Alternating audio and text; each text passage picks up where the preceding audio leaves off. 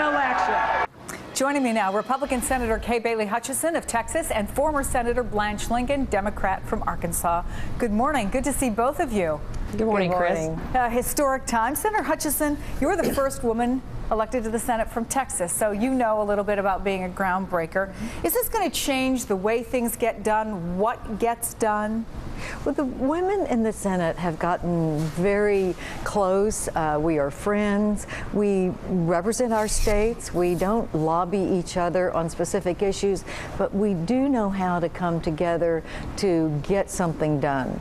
The women who are both the Democrat and the Republican, who are chairs and ranking members of the appropriations committees, for instance, our bills are done because we make our deals. We work with the priorities that we have and we go forward. So I think having 20 will be amazing. We have 17 now.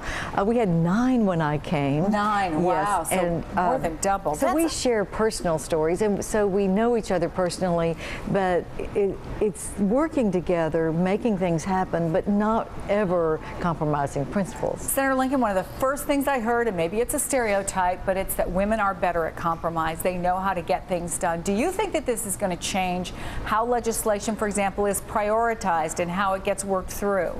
Well, I think what women are really good at is building consensus and delegating what needs to get done. And I think that's important.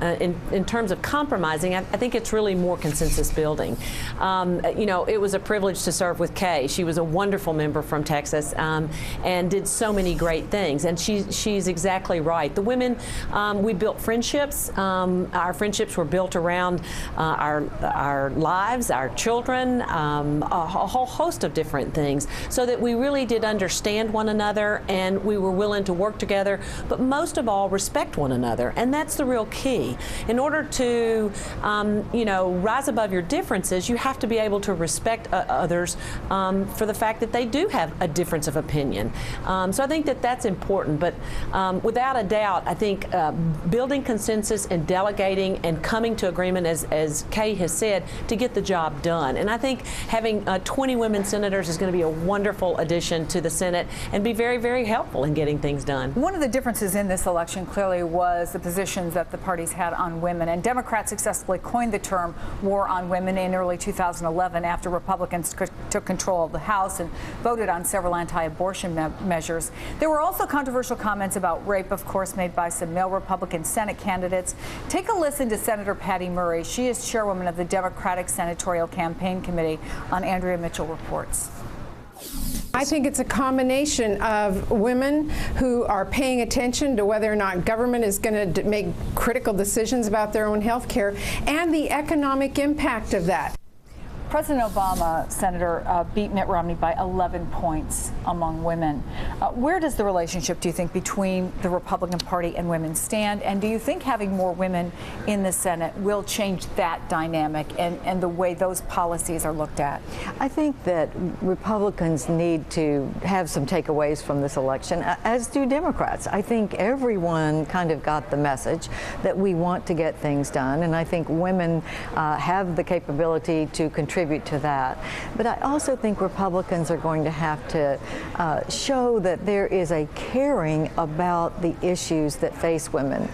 We know the issues that are faced by women, for instance, whose kids can't get jobs after they graduate from college, so they're back home, or they're working 2 jobs to be able to support their children. Those are the economic issues that we've talked about, but not in maybe the terms that show that we know how hard it is, that we care very much that there is an economic opportunity, and that's what our focus should be. That's where our strong suit is. It's never easy to be a freshman as a member of Congress, the lower or the upper house, Senator Lincoln, and certainly not a woman in the Senate. If these 5 new women senators were to come to you, ask you about the challenges that are unique to being a woman in the Senate, what would you say to them? Well, having served in the House and being pregnant in the House, which was a novelty over there, myself and Susan Molinari were the first over there to, I think, to be pregnant. And then being the youngest woman in the history of our country to ever serve in the U.S. Senate. My age was as much of an issue as my gender was. But because of my age and my gender, I think there were things that I brought to our working situation. Kay had young children as well. Those were things that I think for our colleagues was a little bit of a novelty.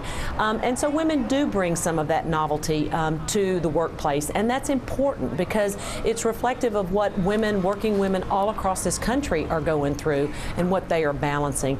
But I think really the issue in this campaign was about jobs. Women want to, they want to make sure that their issues are out there, and they want to know that politicians and elected officials are sensitive to their specific issues like health care and others. But jobs are critical, and the economy is as well. Women are mostly caregivers, so you're talking about Social Security and Medicare. Some of these programs that are critically important. Women live longer than men, so the value of Social Security is critical to them, and their health care as they outlive their husbands. So there's so many issues where women can really play a role, and I would say to those new 5 women, bring your experiences to the table. Make sure that you've got a place at that table, and be sure and share them with others, because it makes a big difference in the outcome of very critical legislation. If I could jump in, I think Blanche is absolutely right. The experiences that women have should be part of any kind of law that is passed. When I came to the Senate, I'd had the experience of not being able to contribute to the IRA that I had started when I was single and working, because I wasn't employed at the time. And with Blanche's help and Barbara Mikulski from Maryland, who co-sponsored the Homemaker IRA bill, we were able to even the playing field for women who stay at home and raise their children and still can have retirement security savings. But men they weren't against it, they just never had that experience. That's right. And wow. So it really brings something to the table. You're both making me feel so optimistic. We had such an optimistic first segment, now this. Fantastic to have you here in person. Thank you so much, Senator Kay Bailey Hutchison. Former Senator Blanche Lincoln, good to see you as well. Thank you so much. Great to be with you, and so proud of Kay. Yeah, thank you, Blanche. Thank you, Chris. Thank you, Kay. Today, former Congresswoman Gabby Giffords is expected to come face to face with the man